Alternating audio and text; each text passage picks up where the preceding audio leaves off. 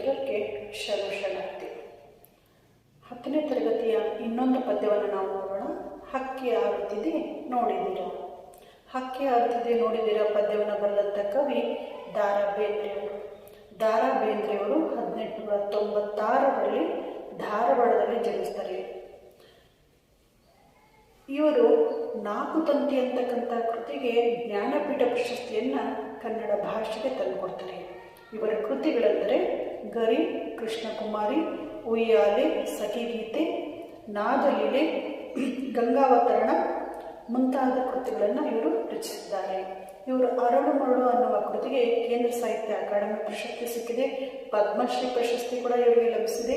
4 ತಂತಿ ಎನ್ನುವ ಕೃತಿಗೆ ಇವರಿಗೆ ಜ್ಞಾನಪೀಠ ಪ್ರಶಸ್ತಿ ಕೂಡ ಸಿಕ್ಕಿದೆ. ಮಕ್ಕಳೇ, ಬೇಂದ್ರೆಯವರನ್ನ ನಾವು ಗಾನಗಾರುಡಿಗ, ನಾದಗಾರುಡಿಗ, ಅಪರೂಪದ ಕವಿ, ಶಬ್ದಗಾರುಡಿಗ ಅಂತ ಕರಿತೀವಿ ಮಕ್ಕಳೇ. ಅವರ ಗರಿ ಅಂತಕ್ಕಂಥ ಒಂದು ಕವನ ಸಂಕಲನದಿಂದ ಈ ಪದ್ಯವನ್ನು ನಾವು ಆರಿಸ್ಕೊಂಡಿದ್ದೀವಿ. ಪದ್ಯವನ್ನು ನೋಡೋಣ ಮಕ್ಕಳೇ. ಈಗ ಕಂಠ ಪಡೆದ ಪದ್ಯವನ್ನು ಮಾತ್ರ ನಾನಿಲ್ಲಿ ಉದಾಹರಿಸ್ತೇನೆ. ನೀಲ ಮೇಘ ಮಂಡಲ ಸಮಬಣ್ಣ, ಮುಗಿಲಿಗೆ ರೆಕ್ಕೆಗಳೊಡೆದವು ಅಣ್ಣ, ಚಿಕ್ಕೆಯ ಮಾಲೆಯ ಸಿಕ್ಕಿಸಿಕೊಂಡು ಸೂರ್ಯ ಚಂದ್ರರನ್ನು ಮಾಡಿದೆ ಕಣ್ಣ, ಹಕ್ಕಿ ಹಾರುತ್ತಿದೆ ನೋಡಿದ್ದೀರಾ. ಹಕ್ಕಿ ಹಾರುತ್ತಿದೆ ನೋಡಿದ್ದೀರಾ.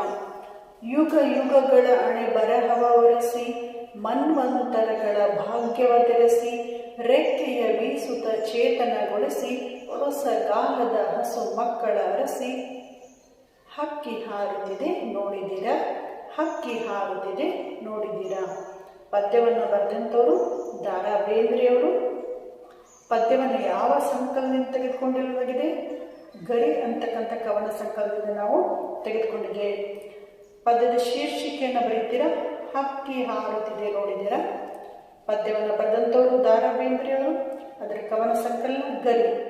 ಈ ಎಲ್ಲ ಅಂಶಗಳನ್ನು ನಮೂದಿಸಿ ಪದ್ಯವನ್ನು ಯಥಾವತ್ತಾಗಿ ಪಠ್ಯ ಪುಸ್ತಕದಲ್ಲಿ ಯಾವ ರೀತಿ ಇರುತ್ತೋ ಅದೇ ರೀತಿಯಲ್ಲಿ ತಾವು ಅಕ್ಷರಗಳು ತಪ್ಪಿಲ್ಲದಂತೆ ಸಾಲುಗಳನ್ನು ಸರಿಯಾಗಿ, ನಾನು ಪದೇ ಪದೇ ಹೇಳ್ತಾ ಇರ್ತೀನಿ, ಪದ್ಯವನ್ನು ಪದ್ಯದ ರೀತಿಯಲ್ಲಿ ಬರಿಬೇಕು, ಗದ್ಯದ ರೀತಿಯಲ್ಲಿ ಬರಿಬಾರದು.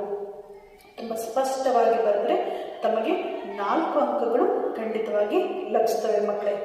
ಸರಿಯಾಗಿ ಪದ್ಯವನ್ನು ಬರೆದು 4 ಅಂಕಗಳನ್ನು ನಿಮ್ಮದಾಗಿಸ್ಕೊಳ್ತೀರಿ ತಾನೇ? ಖಂಡಿತವಾಗಿ.